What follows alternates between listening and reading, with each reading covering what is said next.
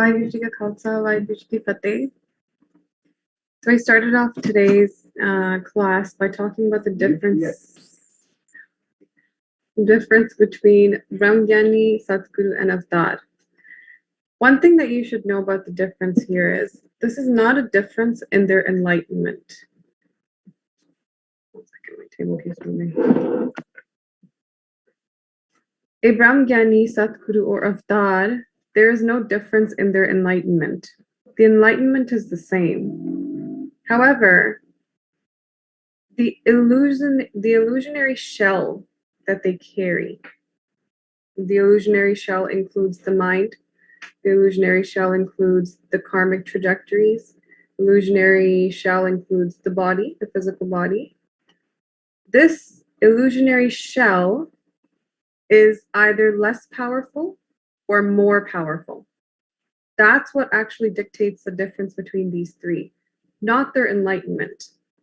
The goal of enlightenment, or the goal of seeking, is to transcend this illusionary shell. Once that transcendence has happened, you're enlightened. However, the type of shell that you carried, depending on what you were born with, depending on whether it was what type of sadhana that you did, sometimes in our sadhana phase, we do sadhanas that actually don't help with enlightenment. They actually fortify this shell in some way. A lot of yoga sadhanas will allow you to have certain powers within this Maya shell, but they will not help in transcendence. Only the sadhana that a enlightened or transcended person gives can help in transcendence and take you to transcendence. Otherwise, there's many different types of sadhanas that can fortify this shell. However, as a seeker, when you start to cleanse your diet, when you start to accumulate energy within yourself, when you start to spend time in very prana heavy places, for example, the mountains, the trees where there's fresh air, fresh water, or actually scientists have discovered blue zones in the world where people live longer because they have access to more prana, more fresh prana. Then you can start to fortify this shell and it can take on different powers and different strengths. But the difference between a Brahmgyani, Sadguru, or Avtar is not in their transcendence or enlightenment. They are all Brahm. The difference exists in the type of power of Maya that they carry. So a Brahmgyani means, if you've taken birth, first of all, let's clear up one thing. If you've taken birth, that means you have not reached enlightenment in any of your lifetimes. If you currently hold a human body and you are identifying as a human, as this body, enlightenment has not happened yet. So if someone takes birth this way, but because of so you have a karmic trajectory, basically. Your karmic trajectory made you a body, right? The type of nose you have, how tall you are, how you look like. Some of it comes from your parents' DNA, and then some of it, the types of diseases or the type of health, this type of thing comes from your karma. So you have a karmic trajectory, who you meet, who your friends are, how much time you're going to spend in school, how much money you're going to make. Some trajectories are pre-decided. So a karmic trajectory is playing out. But if you're a seeker, how will you be a seeker? In previous lifetimes, there will be seeking impressions within your mind field. Your mind field is holding impressions from your last lifetime that had to do with seeking. So in this lifetime, you're also seeking because those impressions are playing out. So you're just building on that. If you're a seeker in this lifetime and the universe coordinates a meeting of yours with an enlightened and transcended saint, and you take the responsibility of your own sadhana and you surrender to the saint and you do your sadhana and you get enlightened, then you become a Brahmgyani. You have transcended your shells, you've transcended your identities and your boundaries and your barriers. You will become a Brahmgyani, and that means you have become Brahm. Right now, your identity is your mind, Your identity is your body. Your identity is the color of your skin, your name, who your relatives are. These things are what's defining you right now. But in transcendence, you are defined completely and utterly by Sat Chitanand as Brahm. You transcended. Even after transcendence has happened, you're now identified as Brahm. You will still carry this body. For example, Bhagat Kabirji talks about, I want mukti while I'm still embodied. He calls this Jivan Mukti. Says, I don't want to get mukti once I die because there's no guarantee. I want mukti while I'm still holding this body. So then they get mukt, but their body is still being held. So Jivan Mukti is like that. If you're human and you get enlightened, your body, because of how it was born, your karmic trajectories, it holds a certain amount of power. This illusionary shell of a Brahmgyani holds small amount of power, not too much power. So we call this shell is made out of a less powerful form of Maya. We call it avidya. Now, a satguru is something more. Satguru is someone who's enlightened, and their shell is carrying some type of capacity so that it can interact with others and do a transfer of enlightenment to someone else. This can happen, for example, let's say someone lives in a village, very pure mind, they get enlightened, they've transcended. But when somebody comes to them and asks them, can you help me get transcendence as well? Can you help me get enlightened as well? They don't know what to say. Maybe they only went to grade 5 or grade 3. Maybe they haven't read any the Shastras, or they don't know how to put it into words. Because their mind was so pure, transcendence happened for them in a very simple way. But they don't have any method to tell the person what to do and how it happens. So you'll say that they don't have that capacity for transfer. However, if somebody during their sadhana has practiced yoga, or they've learned the Shastras, or they have some capacity of talking or speaking, understanding the inner mechanism, having the right terminology, the definitions, and sort of techniques to describe it so that it can help the seeker, they have an extra capacity that helps them transfer that gyan. For example, Guru Nanak Dev Ji down to Guru Gobind Singh Ji, they had these capacities. So they were enlightened themselves, plus they had methods that they can transfer. All of them had methods of speaking, right? They had divine words, they had access to using concepts and things like that to help the seeker understand. There's also other capacities, for example, transfer of energies. That happens if you've practiced yoga, if you've practiced different types of techniques, you have those capacities. So that's what defines a Satguru, someone who's enlightened but has additional capacities to transfer that enlightenment. This is the type of saint you want to meet, that they themselves are mukt, and they have additional capacities to help you get mukt as well. Number 3 is called avatar. Now, avatar is not holding any previous type of karmic trajectory. They don't take birth on this planet because of some previous type of karmic trajectory that they're trying to fulfill. The word avatar actually comes from the word avtaran.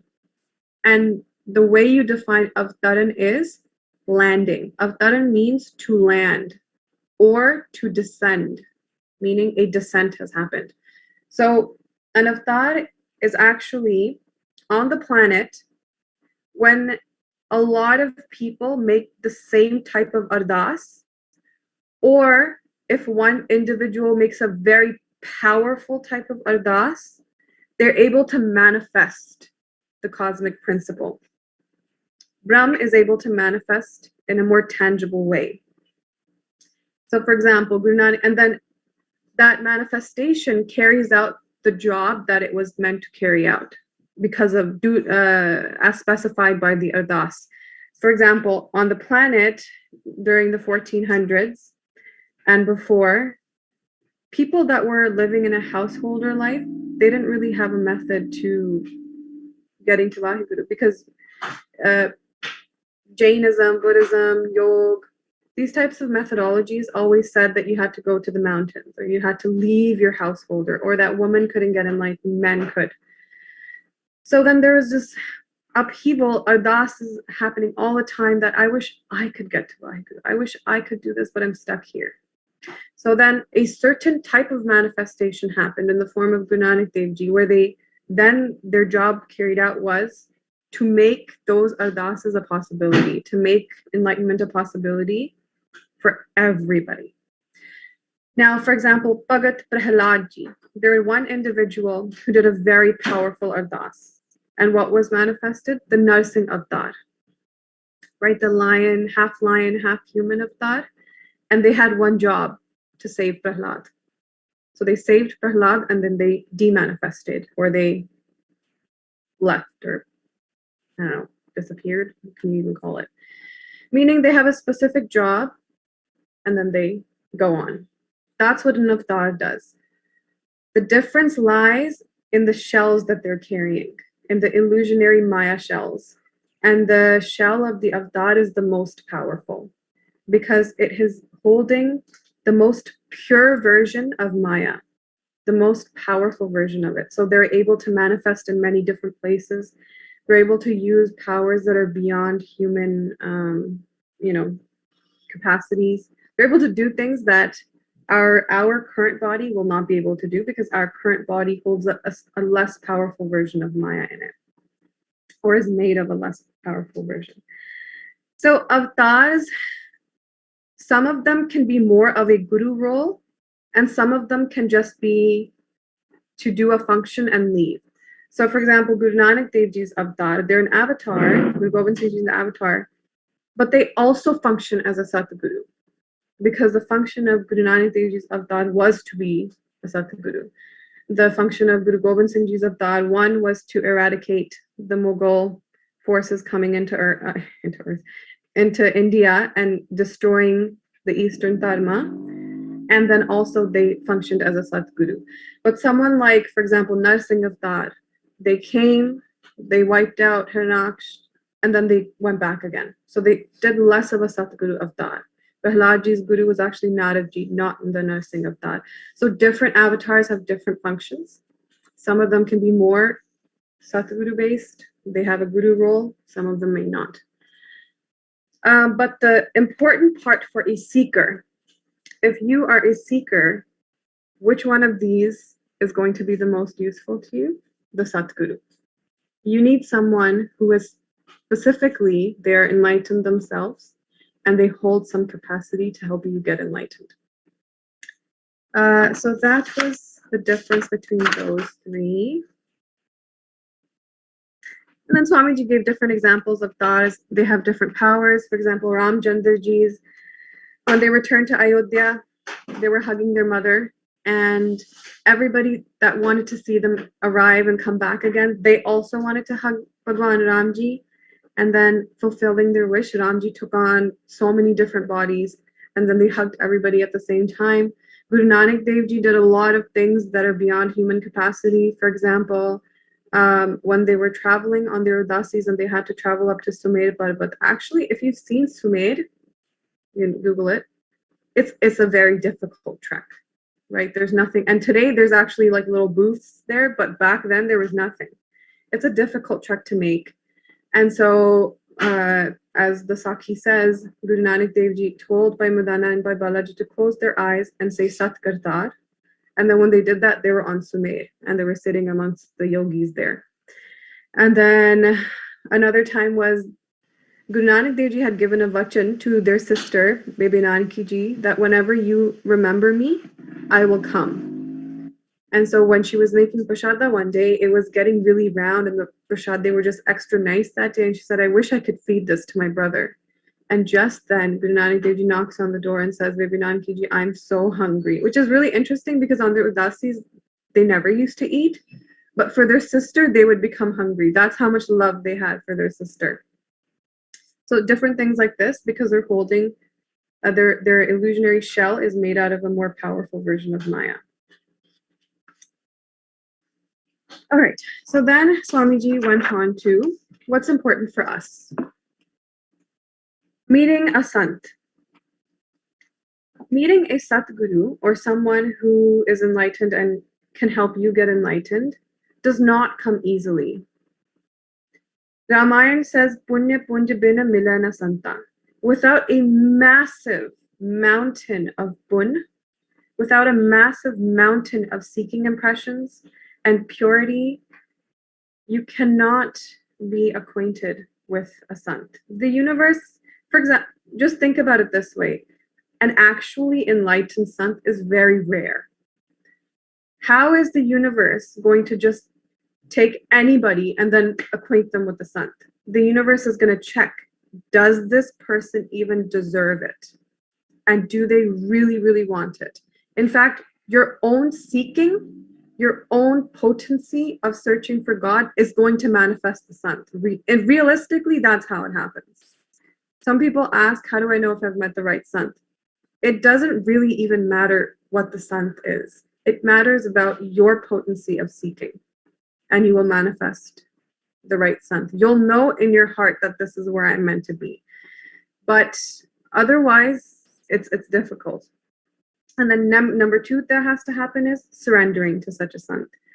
When a seeker surrenders to a guru and saint, then the revolution and transformation happens. And Swamiji mentioned something very important here. If you've chosen a pathway, if you've chosen that this is the type of sadhana that I'm going to do, this is where I want to stay, this is my sant, this is the methodology I want to follow, then become more entrenched in that methodology and completely invest in that place. You want to dig a hole that's very deep. You want to dig a hole that is 200, 300 feet deep. But to do that, you have to dig in the same place. What you don't want to do in this life is dig 2 feet over here, dig 3 feet over here, dig 20 feet over there, then leave, then dig 30 feet over here, then leave, then give up on the whole thing because you've actually dug more than 100, 200 feet and nothing has happened. If you just stayed in one place and dug, you would have gotten to the groundwater. You would have hit the Amrit. So you need to invest more in one place. And there's technical reasons for this as well. Showing loyalty to a saint also helps your manifestation power go up. You're trying to manifest the most difficult thing to manifest, which is to shift your identity from this humanness to God. That's a difficult thing to manifest. So to be able to do that, you need to pander in one spot more than having your mind be a little piece of my mind over here, a little piece of my mind over here. Your entire mind needs to be in one spot. So once we go to a sant, what do we do then? Tadvidi pranipatena pariprashnena sevaya. First, you do dandalt to them. You give them your full and utter salutations with your words and your body. Dandalt means that all 8 of your limbs are touching the floor. Then, pariprashnena sevaya. Pariprashnena means before you ask a question, do seva. Is there something that has to be done? Is there something that you can do for them? Any type of seva, do the seva first. Then when the guru sees that this person is doing seva here, they're going to ask, do you want something? Do you have a question? Why are you here? Then you ask your question. Right? Pariprashnena sevaya. Once you ask your question, what type of question do you want to ask? You don't want to do this. My daughter her grades aren't good enough. Can you do something magical so that she gets smarter and gets into the university she wants to go to? We have this problem in our house happening. Can you fix this? One of our relatives, her visa isn't happening. Can you make the visa happen? Whatever it is, you don't want worldly affairs to be the thing that you ask the sant for. They're not specializing in helping you get your visa to Canada. They're specializing in helping you transcend. So that's the type of question that you should ask. Why do I take birth on this planet? Why am I here? Who am I?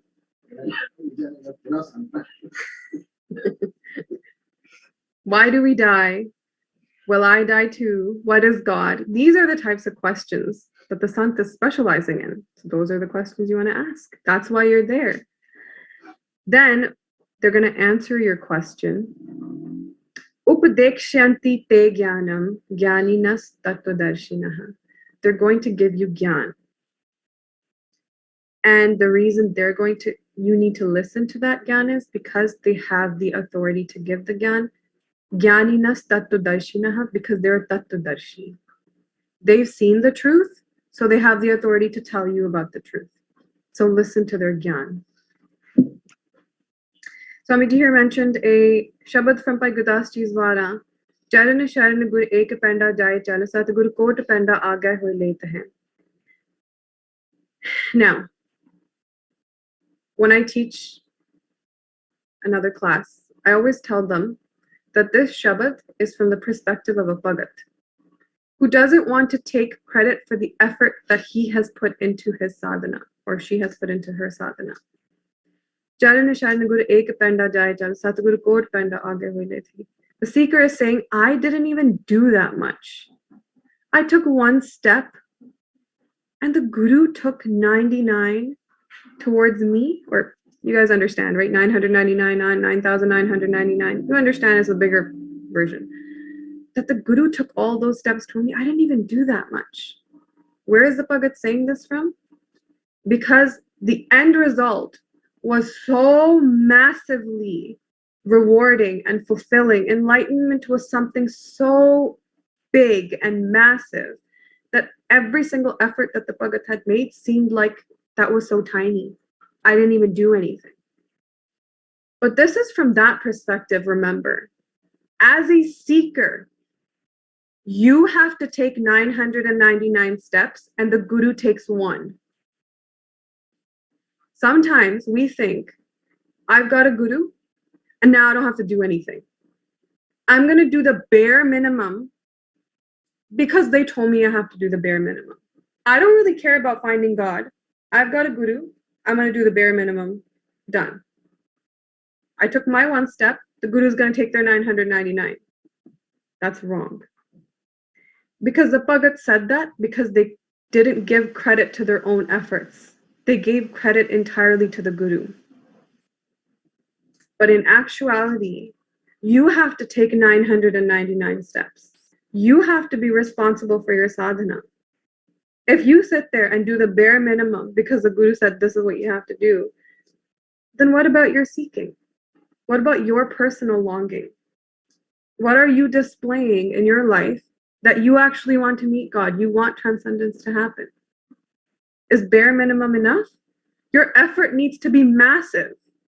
It needs to be the 999 steps. And when enlightenment happens, then you're going to say, that was nothing. The Guru took 999 steps. I took merely one because that's how big of a reward I got.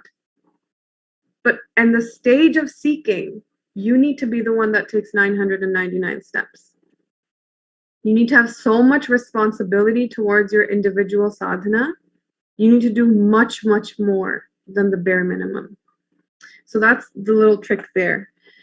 Then Guru Maharaj in Sidh says, Sach sabad bin mukta na koi rahao. This is the rahao pankti, meaning the main message is hidden here. Sach shabad bin mukta na koi. Sach shabad means the true teachings. And the only one that can give you true teachings is somebody who has become the truth themselves. Then here Swamiji made a note about going to tirthas and natural places. See, when a worldly person, someone who's not a seeker, is going to tirthas or natural places, what they're going there for picnicking, they're going for sightseeing, maybe Instagram posts because, nice background. They're going as a tourist. But the reward for that is something else, right? The reward for going to a tirth or Instagram pictures is Instagram likes. It's not personal gain or inner transformation. But when a seeker goes to a tirth, they're going so that the divinity, the energies around them can help propel their inner search.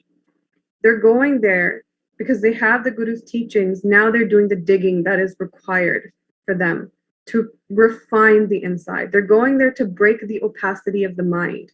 The mind is too strong. They have to break it. They're going there to do bhakti. Bhakti, or the power of divine emotions, is absolutely necessary on this pathway. Are your emotions directed in the way of meeting God? Is your emotion powerful? Some divine emotions are surrender, respect, love, tolerance, sevak bhav, selflessness, to always serve, longing to meet Vaheguru. Swamiji was saying, sometimes cry that why haven't I met you already? What is wrong with me? What have I done that I put myself in this position, that I can't have access to the thing that is actually the most birthright that I have? Why haven't I met you yet, God? What am I doing wrong? This type of longing, when you cry in this longing, it's called birha. Birha, the word, appears in Guru Granth Sahib Ji many times. It appears in the Shastras many times. Birha means when you cry due to separation from the one that you love. These are divine emotions. And number 2, you're doing dhyan at tirthas. Dhyan, the way that your enlightened saint has told you to do dhyan, they've told you the inner map and they told you what has to be done, then you do dhyan that way so that your inner can get refined. So the tirthas are beneficial to the seeker. They have influence of seeking minds. The kirtan that's playing, if you watch tirthas, actually, most tirthas have bodies of water. And the reason that tirthas are located near bodies of water, either they're located near natural bodies of water, like rivers, like the Ganga, or a body of water has been manufactured there in some way. For example, at Darbar Sahib or Harmandir Sahib, when the Gurus were making Harmandir Sahib, the first thing they did was dig out earth so that water could be held there. The reason that this is done is the tirth, there are people there are seekers there that are sending out seeking impressions. Their emotions, everything about them has to do with God. The kirtan that is playing, the water is able to absorb that. It has some type of holding capacity. And so when you take a dip in that water, that whatever is held in that water can benefit you. That doesn't mean that water only holds good vibrations. Water can also hold bad vibrations too. But at tirthas, all of the vibrations have to do with meeting God and bhakti and ras and dhyan. So those tirthas are beneficial to you. All of the sadhana, the time that actually takes to enlightenment, all has to do with refining your own mind, right? That's why you go to the tirthas. The actual moment of enlightenment is very quick. So I know that one of the questions that is asked is enlightenment a long process, or is it just a moment and it happens? It's a moment and it happens. But to get to that moment and it's happening, it's a long process. The moment of enlightenment is faster than the blink of an eye. It's, if you take a petal of a flower and you go like this, the flower like gets destroyed. Masalne mein waqt lag sakta hai. Brahm gyan mein itna bhi nahi waqt lagta, meaning that it's quicker than how quickly you can destroy a petal. Okay. Then Swamiji talked about going to a sant and a guru. It's true that you need to go to someone who's an enlightened saint. But how are you going to know that they're enlightened? Because you're not enlightened. So then how can you tell somebody else is going to be enlightened? So actually, finding the right sant and guru has less to do with the actual sant. And it has more to do with the seeker. If you have potency in search and you are ready to meet God, you will know that this is the sant for me. And let's say you surrender to a sant and it wasn't the right sant. You'll also know. If you spend time with the saint and you're a true seeker, then you're going to know, am I making inner progress? Or is the sant talking about something else? Are they giving something else? Then you move on. That's what Buddha did. He was such a powerful seeker that every single guru he went to, the guru would be like, that's all I had. Move on. And then Buddha would move on. But Buddha would do the sadhana that the guru gave. But Buddha's seeking was so powerful that the guru said, well, I'm not really enlightened, so I can't help you beyond this. And they would move on. Right? So it has more to do with the seeker. If you're a true seeker and you have potency in search, you will know that this is my saint. And then do their sadhana. Right? That's the best way to find out. Guru Amar Das Ji, when the potency of search wasn't there, they treated Guru Angad Dev Ji like their in-law, like their kuram. But when the potency of search was there and their mind was primed, then that same day that they came back, or they finally saw Guru Angad Dev Ji not as their in-law, but as their guru. So it has less to do with the guru, it has more to do with the seeker. Then Swamiji did a Vyakhya of a Shabad that comes in Asa Divar by Guru Nanak Dev Ji. Sanchita par janiye ja hriday sacha hoye. Ja hriday sacha hoye. That you can only find Vaheguru if your hriday, if your heart is pure. Kood ki mal utray tan kare hacha toye. Because everything that is blocking you from recognizing Vaheguru is gone. Sach ta par janiye ja sach tare pyar. Is your life, do you live it honestly with integrity, or is part of your life for show? The spiritual process thing that you do, is it to make other people think that you're a spiritual process person, or that other people think that you're a very high religious person, or is it because you're actually that? It's more honest to live your integrity. If you're not there, then show it too, that you're not there. Why pretend? Be honest to yourself, right? Have integrity in the way you are. And number two, do you have a longing to see beyond the veil? Have you even thought that you have been veiled for your entire life? Do you have a longing to see what the truth is? Like Neo in Matrix, if you guys watch Matrix, do you have a longing to wake up? Because there's a hyper reality here to go into. So do you have longing for the truth? Do you have love for the truth? And then, now Sornaman Rahasiya Tapai Mokh Dwar. Swamiji said that this Pankti has all of the sadhana that you need to do. Now Surn means to listen. Man means to believe and soak it in. Rahasya means to contemplate it over and over again. And then what happens? Tapai Mokh Dwar. When you come to a saint and you've done your surrender, you put your mind aside, then what do? You listen. You listen to what the saint is telling you, what your guru is telling you, then you let it soak in. You don't make judgment about it. You don't think about it. You don't try to fix it. You just let it soak in. You just believe it. And then number three, once it's soaked in, you contemplate it over and over again. And your contemplation, not mental contemplation so much, but that what you've soaked in is becoming you. You're actually becoming what you've soaked in. That's Nididhyasan. Then you will get to Mokh Dwar. When the Guru, for example, tells you you're not the body and mind, you're something, you're the consciousness beyond the three. You listened. Now don't sit there and try to be like, oh, this is not from this philosophy, this is from this philosophy, that's from this philosophy. You should have done that before. Don't come until you're believing it. Don't come. Just don't. It's fine. Go find another way, something that works better for you, that you have an easier time believing. But don't do this thing where you come and you surrender and then you start being like, oh, this is wrong, this is wrong. You're wasting everyone's time, including your own. When they tell you it's beyond the body and mind and that your consciousness, let it soak in. Completely let it go.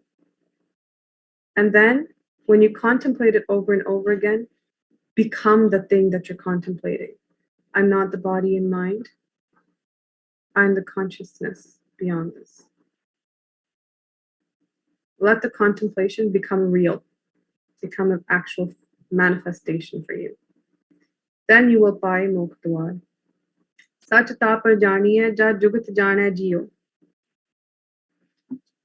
This is, the Guru gives you the technique to living, the art of living is given, that jukti is given by the Guru, tartakaya sadhaka, which de karta biyo. The body and the mind, because the mind is also considered a body, it requires sadhana. Sadhana means, or in Punjabi, kisi cheez nu sadhana, meaning to refine and take care of something. This body and this mind are bodies that you need to take care of. Giving them the right diet, giving them the right sleep, giving them, and not just physical diet, but mentally, what are you taking in? Mentally, what are you talking about? All of these things have to be taken care of. You have to plow, you have to fertilize, you have to water. Then the seed the Guru has given you, the seed of Atam Chintan, the seed of that you are God, that grows from there. Sach tapa janiya ja sikh sachi le.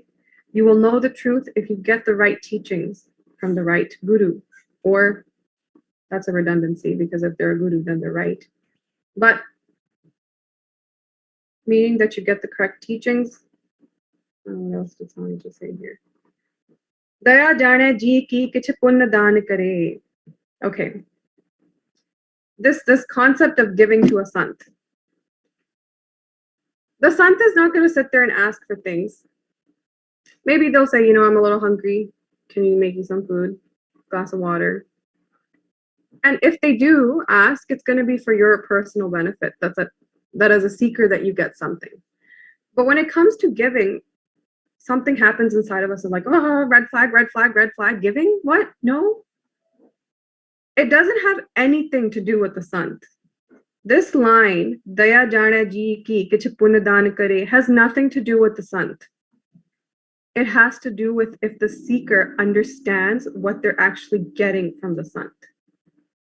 Do you have any value for what you're learning? Do you put any value on it?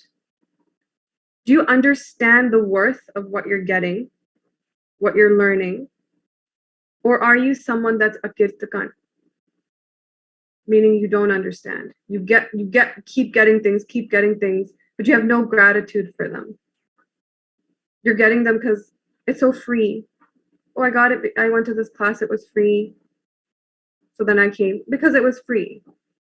Not because I'm a seeker and I wanted to learn this. That's wrong. Daya jana ji ki kich punna daan kare has nothing to do with the sant. It has to do with the seeker. If the seeker has recognized the value of what they're getting, does a compassion well up inside of them to give something back? Does a gratitude well up inside of them to, I can't believe I got this from you. The physical thing that you give is just a physical manifestation of something that welled up inside of you. But is it even welling up in there? Or are you just sitting there barren? So this line has nothing to do with the Guru. It has to do with the seeker. Sachitam par janiye ja atam tirath kare nivas. This is the moment, this is the sikhya, that is the final drawing line. The greatest tirath, the greatest shrine is that of the Atma, is of inside of you.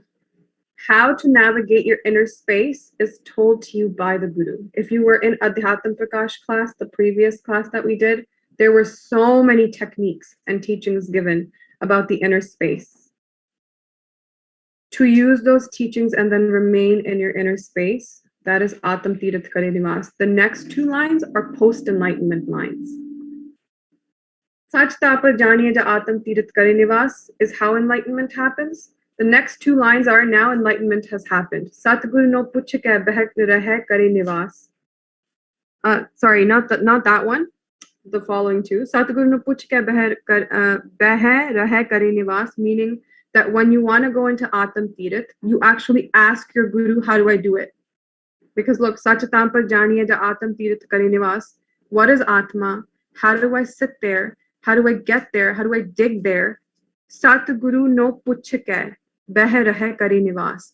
Satguru ਨੂੰ ਪੁੱਛ ਕੇ ਸੰਤ ਨੂੰ ਪੁੱਛ ਕੇ ਕਿ ਅੰਦਰ ਦੀ ਕਿਆ ਹੈ ਕਿਸ ਤਰ੍ਹਾਂ ਕਰਾਂ ਮੈਂ ਉੱਥੇ ਫਿਰ ਰਹਿਣਾ then staying in your atma and then once you do that sach sabna hoye daru paap kadda toy once enlightenment happens all pains vanish all anxieties disappear everything snaps away quicker than you can snap your fingers nanak vakhana benti jin sach palle hoy and Guru Nanak Dev Ji saying I'm saying I know this is a